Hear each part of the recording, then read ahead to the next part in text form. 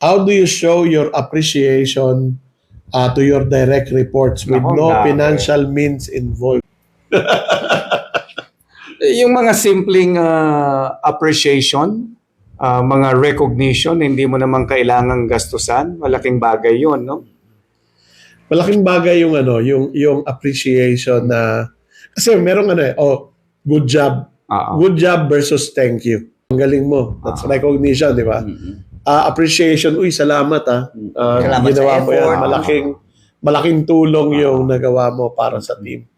And sometimes we don't have budget for an actual reward kasi yung good job mo is a good effort, it doesn't automatically lead to result eh. Medyo napagaan ng konti yung trabaho.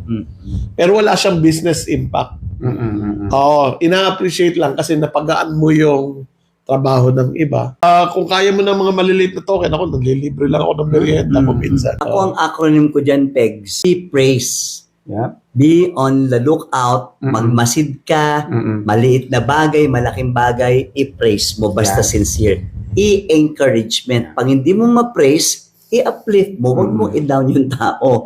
Yung G, yung gratitude, yung thank you. Yung S, yung support. Ano ba maitutulong ko? Correct. Alam niyo, malaking bagay yung may nagsabi sa akin, natutunan ko sa mga tao na yung kamusta ka na, kumain ka na ba? Yes. Malaking bagay yun. Di ba? Yung boss ko, hindi man lang tinanong kung kumain ako. Malaking bagay Baka pagod ka na, pahinga ka muna. Saka yung sinabi mo kanina, yung tanungin mo kung anong support ang kailangan niya, saan siya nahirapan.